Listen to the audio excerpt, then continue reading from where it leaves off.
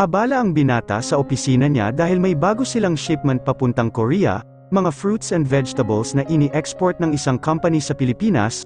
Kailangan alam niya ang detalye ng mga iyon dahil sa lahat ng ayaw ng binata ay may palpak sa trabaho ng mga tauhan niya.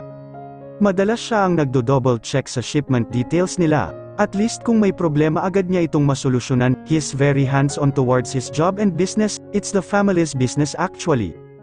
Habang sinusuri ang mga papel ay tumunog ang kanyang personal na telepono, without checking the caller, sinagot niya agad ito.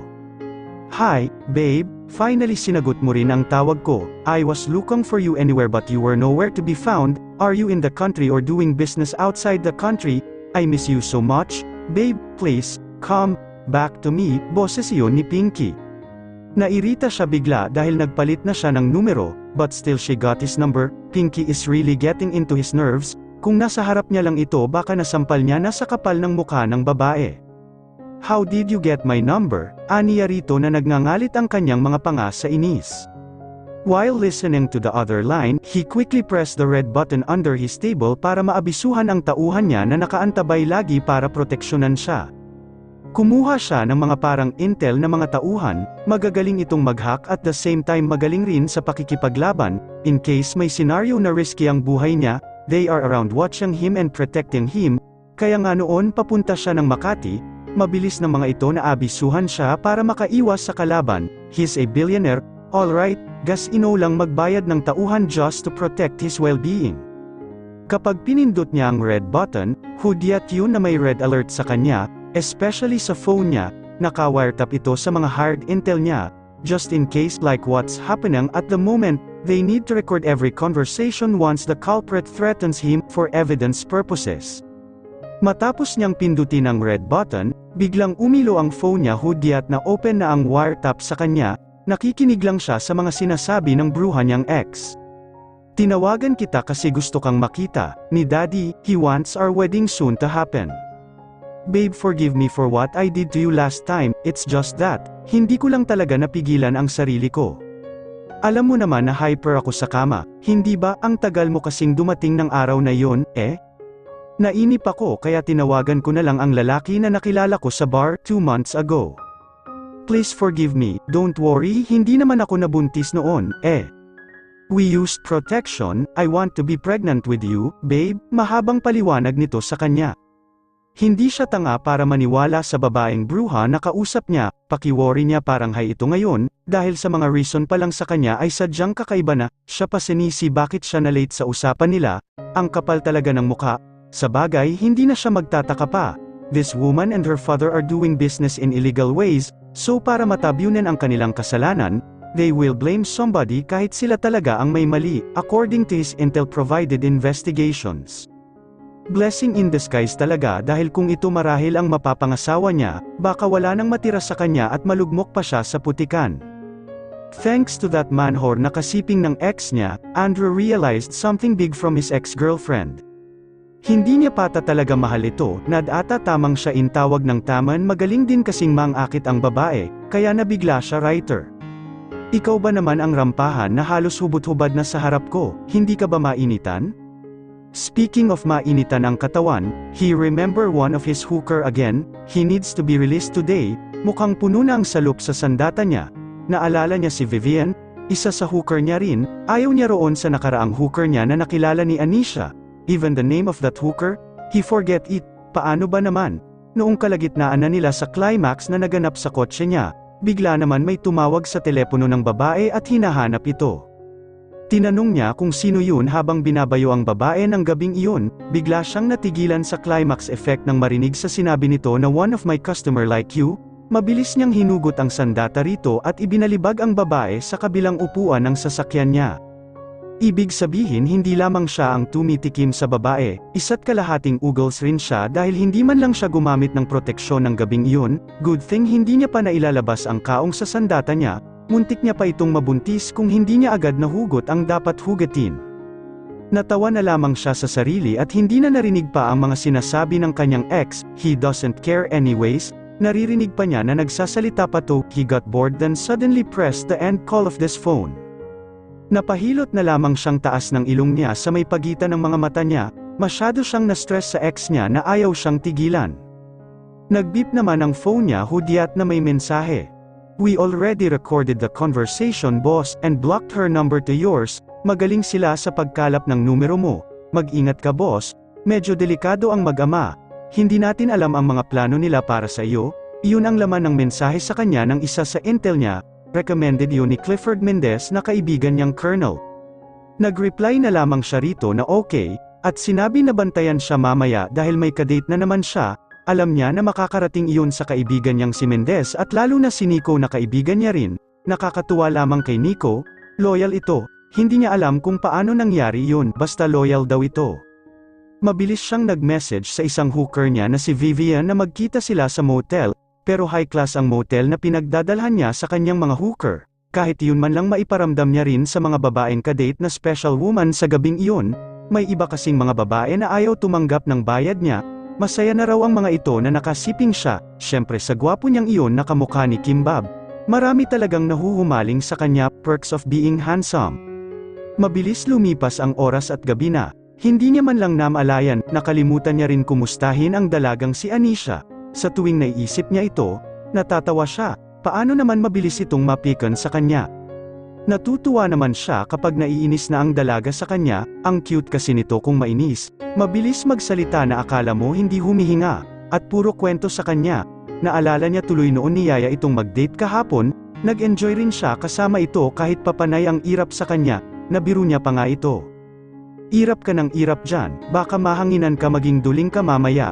Nako, aatras na talaga ako sa deal natin. Malakas siyang hinampes nito sa braso at tawa naman siya ng tawa. Dahil naalala ang dalaga, mabilis niyang kinuha ang phone at tumipa ng mensahe para rito. Wala pa man, natatawa na siya. Hindi niya alam kung bakit, natutuwa kasi talaga siya sa dalaga. "Hi, Tweety, how are you? Sorry, hindi kita natawagan today. I was so busy at work. Can we meet tomorrow?" Click send niya agad. Alam niyang magagalit ito dahil may bansag siyang Tweety, mukha kasi itong ibon na inahin kapag nagalit ang ingay. Mabilis tumunog ang phone niya, hudyat na may mensahe. Nang tingnan niya ito, mas lumawak ang ngiti niya dahil si Tweety ang nag-text sa kanya. At iyon rin ang nakasave sa phone niya, para mabilis niyang makilala kung sino iyon. Ang mga hooker niya kasi may codename rin. Like sexy, beautiful, pretty at kung ano-ano pa, kadikit noon ay pangalan na ng kung sinong babae. Kaya ginawa niyang kakaiba kay Anisha. "Tweety mo, mukha mo, okay lang ako, Bugs Bunny, ikaw kumusta?" Sagot nito sa mensahe niya. Natawa ang binata noong una dahil may mura pa itong kasama, pero nang mabasa ang tinawag nito sa kanya, nainis siya. Mukha ba siyang cartoon character? Hindi naman siya mahilig sa dilaw, Mabilis siyang nag-reply sa dalaga. "Anong Bugs Bunny? Hoy, Tweety, ang gwapo ko namang Bugs Bunny." Pang-aasar niya rito pero naiinis rin siya. Dahil ayaw niya ng cartoons na yon, sa lahat ng ayaw niya iyon pa talaga ang tinawag nito sa kanya. Muling tumunog ang cellphone niya. Mabilis niyang binuksan ang reply ng dalaga. "Bagay naman sa'yo, mukha ka kasing Arnola, babaero ka," sagot nito at puro exclamation point. Napaisip si Brandon kung galit ba ang dalaga o sadyang mahilig lang talaga ito sa exclamation point. "Galit ka ba?" Curious niyang reply rito, pero ilang minuto na hindi na ito sumagot. Magtitipes sana siya ulit ngunit nag-reply na sa kanya ang hooker niya. "Hi Brandon, papunta na ako sa meeting place natin, waiting for you there." Mensahe ni Vivian. At sa kanya lamang naalala na magkikita pala sila nito. Hindi na siya nag-abala na hintayin ang reply ni Anisha at mabilis na nag-ayos sa opisina niya. Chinek niya lahat ng papeles na maiwan at ipinasok ito sa vault at agad itong nilock. Nang maayos na lahat, nilisan niya na ang opisina at sumakay ng elevator pababa mula sa 35 na palapag. Siya lamang ang nag-o-opisina roon. Occupied niya ang buong palapag na yon, every office area kasi sa building nila. They made sure na may malawak na space ang workplace ng bawat staff, hindi yung nagsisiksikan sa isang room lang.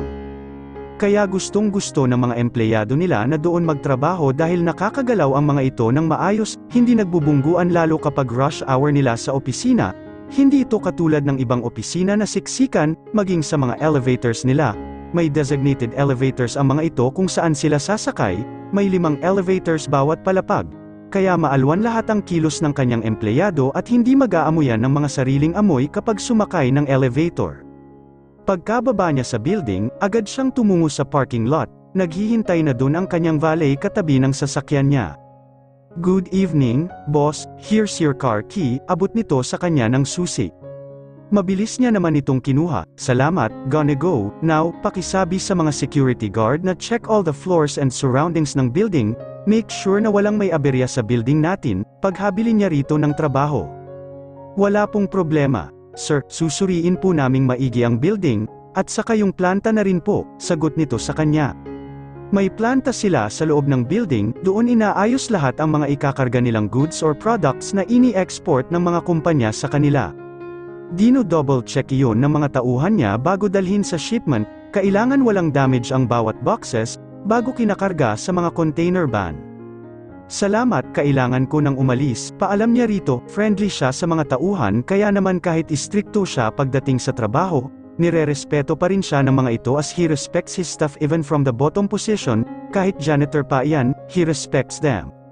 Kumaway ang valet niya sa kanya hudyat ng pagpapaalam, mabilis naman siyang sumakay sa kotse at pinaharurot iyon patungo sa Muñoz. May sugo roon, maganda ang motel nila, kaya doon niya sinabi sa hooker niya na magkita. He stops somewhere for just a minute to change his clothes, kailangan niya magpalit ng damit. Ayaw niyang makilala siya ng mga hooker niya na mayaman siya, he wanted to show them as alam ng mga kabit kung sino siya. Matapos niyang magpalit ng damit, pinaharurot niya muli ang sasakyan niya, he's excited alright. Samantala, pinupukpok naman ni Anisha ang kanyang cellphone sa lamesa, naubusan kasi siya ng load at hindi niya na mareplayan ang Bugs Bunny na lalaking yun. "Bakit kamo Bugs Bunny ang tawag niya?" Dahil lang naman yung si Daffy Duck na hooker nito ay sinugod siya sa hotel, dahil nakilala nito ang uniform niya noong isang gabi na kasama niya si Brandon, mahilig kasi sa babae ang lalaki kaya bagay lang ang pangalan na yun dito. Sinabi nito na layuan niya ang binata dahil ito raw ay kasintahan nga nito, as if maniwala siya, si Brandon lang magsasabi sa kanya kung kailan siya titigil sa serbisyo niya, sayang kaya ang 200,000. Naiinis lamang siya dahil unang beses na may sumugod na babae sa kanya dahil lang sa lalaki, mostly kasi ang sumusugod sa kanya ay yung mga chinismis niya sa barangay nila. Buwisit talaga ang Bugs Bunny na yon. Hindi man lang binalaan si Daffy Duck tuloy ako ang piniperwisyo sa trabaho. Humanda talaga ang higad na yon, gigil niyang kausap sa sarili. Bigla namang dumating ang kapatid niya galing school. "Ginabi ka ata, Connie, saan ka galing? Hindi ba kanina ka pa dapat narito sa bahay? Anong oras na? Oh, baka nagbo-boyfriend ka na sa labas ng hindi ko alam." "Ha? Nako, tigil-tigilan mo muna yan, at saka ka na lumandi kapag tapos ka na mag-aral," sermon niya sa kapatid. Nakasimangot naman itong tumuloy ng pasok sa barong-barong nila. "Ate naman, Lunes ngayon, traffic, malamang, gagabihin ako ng uwi, ikaw talaga laging advance ang utak mo, paano ako maglalandi? Wala na nga akong oras para sa sarili ko tapos iisipin ko pa yan, kainis ka talaga. Ate, dyan ka na nga, magpapalit muna ako, ang daming alam lagi, palibhasa human CCTV ng barangay kaya pati ako mino-monitor," kainis, pagmamaktol ni Connie habang patungo sa silid nito.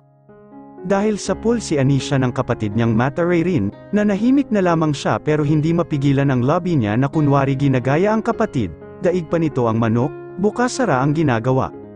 Ayaw niya naman na lalong mainis ang kapatid, lumabas na muna siya ng bahay, naipagluto niya na ito, kakain na lamang ito matapos magbihis, ganoon niya kamahal ang nag-iisang pamilya niya, si Connie. Kailangan niya munang kumalap ng chismis sa labas dahil noong nakaraang araw siya ang tampulan ng mga ito kung pag-usapan it's her revenge. Tumambay siya sa tapat ng kanilang bakuran at pinagmamasdan ang bawat kapitbahay na dumadaan. Sinusuri ang bawat lakad ng mga ito na parang scanner lang ang mga mata niya, pilit umiiwas ang mga tao na dumaan sa gawin ng bahay nila kaya lang walang ibang dadaanan ng mga ito kung hindi sa tapat ng bahay ni na Anisha.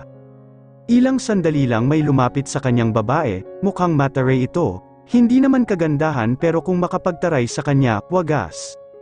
"Hoy, Anisha, bibili ka bang sapin-sapin para bukas? Bilhin mo na itong natira sa akin para makauwi na ako, tutal mayaman ka na rin naman ngayon." Uwi ka nito sa kanya.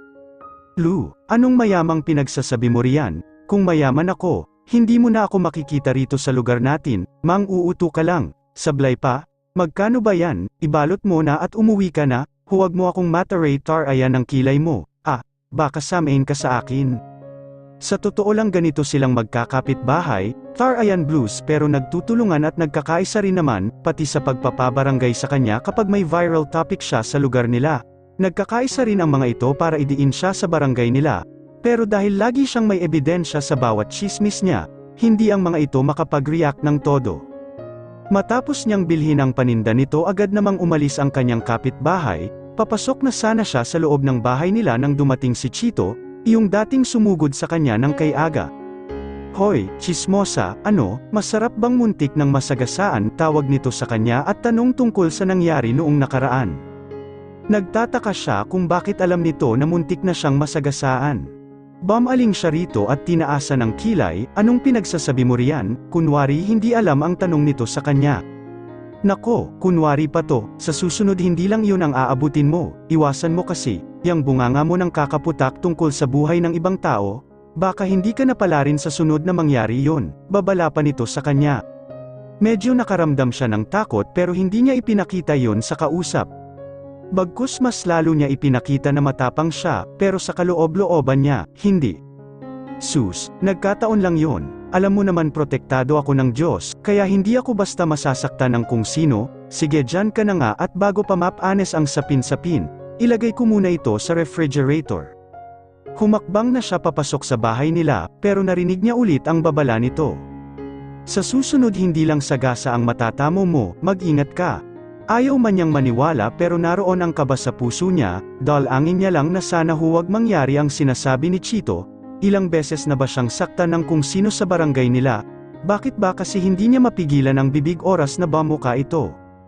Pigilan niya man ang sarili ngunit ang mga paa niya madalas ang humihila sa kanya upang kumalap ng mapag-uusapan sa lugar nila. Kakaisip niya habang papasok sa bahay nila, nakita niya ang cellphone na nasa lamesa. Ngayon niya lamang naalala na kailangan niya palang bumili ng load nito upang replyan ang binata, hindi rin kasi ito nagsabi kung kailan sila magkikita uli. Hindi naman sa may gusto siya, miss niya lang itong asarin at bungangaan, buti na lamang at mabait, hindi siya inaaway pabalik. Pero kailangan good performance siya dahil mahalaga na buo niya matanggap ang 200,000.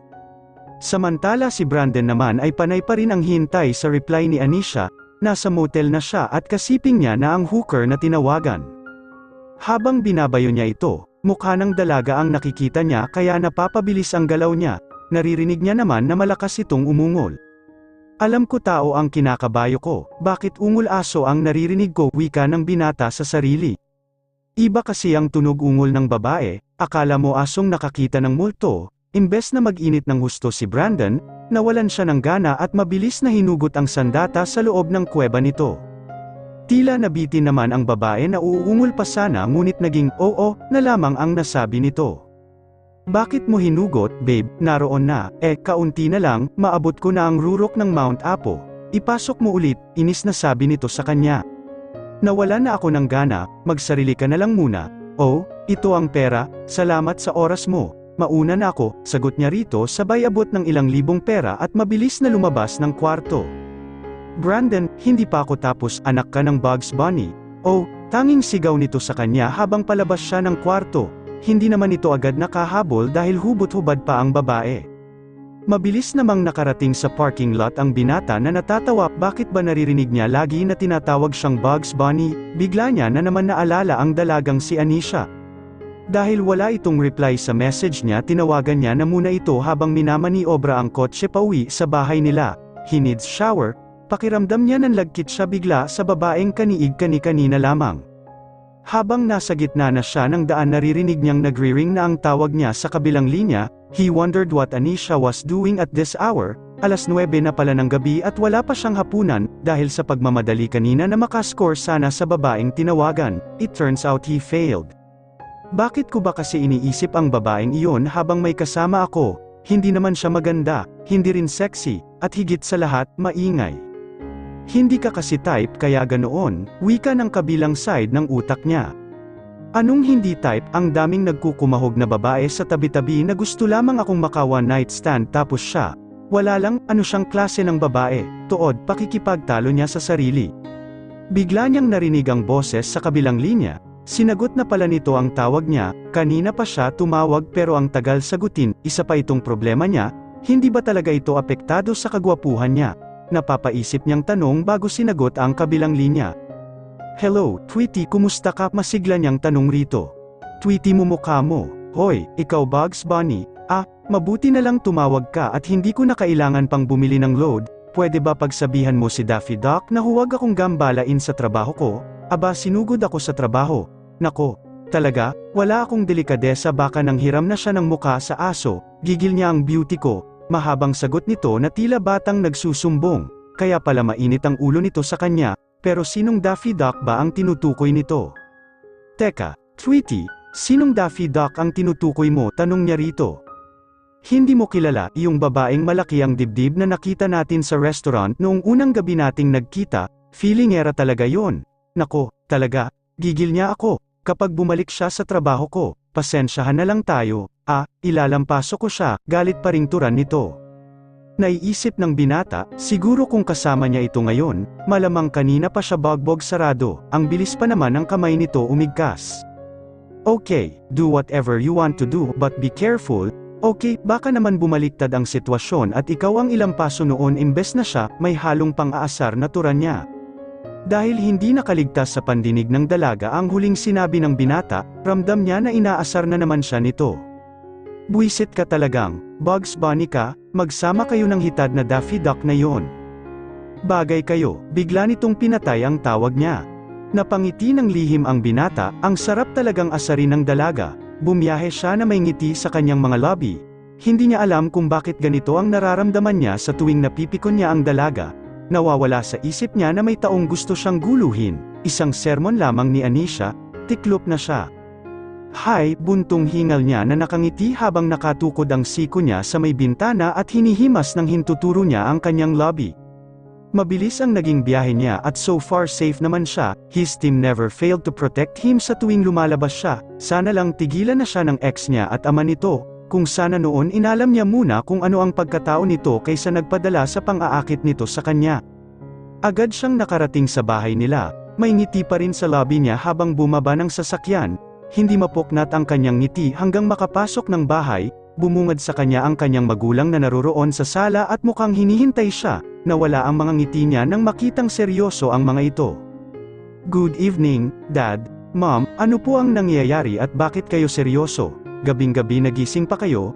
Nagtataka niyang tanong sa mga ito, seryoso lamang ang kanyang ama na sinusuri siya mula ulo hanggang paa. Sabihin mo sa akin ang totoo, anak, may nananakot ba sa'yo? Tanong ng ama niya na sobrang lamig ng boses. Ganito ito kapag may seryosong usapan, hindi mo halos maramdaman ang warm welcome nito. Giginawin ka sa lamig ng boses at mga tingin nito. Nakaka-intimidate ka. How did you find out? I didn't tell you, cause I know how to protect myself. Dad, my friends are helping me to investigate more before we proceed for the next plan, so, don't worry, everything is fine. Assurance niya sa magulang para huwag na itong mag-alala, pero hindi nagbago ang mga tingin nito sa kanya, lalo na ang mommy niya na sobrang nag-aalala para sa kanya. We've received a note threat this afternoon, telling us if we don't allow you to marry the woman he wants, he will kill us all. Tell me, who the hell is that woman? Is one of your hookers? Ha, bulyaw ng ama niya. Galit na galit ito dahil makikita sa mukha nito ang pamumula niyon. Calm down, Dad, it's not one of my hookers, it's my ex, Pinky. I didn't know that her father was a drug lord. He wants me to marry his daughter para magamit nila ang kumpanya natin para sa kanilang ilegal na negosyo. Ngunit huwag kayong mag-alala. Hindi yun mangyayari. Naayos na ang lahat. I have my men protecting you, even myself. Paliwanag niya sa ama para kumalma ito. Talagang hindi siya titigilan ng mag-ama, gusto siyang gamitin ng mga ito. Pwes hindi siya makakapayag, nagngangalit na mga panganaturan niya sa sarili. Anak, bakit hindi natin iwan saglit? Delikado siya. Hindi madaling maging kaaway ang drug lord, handa silang pumatay ng tao kahit na walang kasalanan, takot na saad ng kanyang ina. Lumapit si Brandon rito para yakapin. Mom, hindi po mangyayari yun. Hayaan ninyo ako ang lumutas nito. Ako naman ang may kasalanan kung bakit ako napasok sa ganitong problema. Don't worry too much. Okay, pagpapakalma niya sa ina. Let's hire more men to protect us. Son, call your friend, Colonel Clifford, maybe he has the best men to recommend for us. Wika ng kanyang ama. Sige, Dad, tatawagan ko siya kaagad. Kalma lang, aniya sa ama. Nakita niya naman na bumuntong hininga na lamang ito. Hindi siya makakapayag na pati ang mga magulang niya ay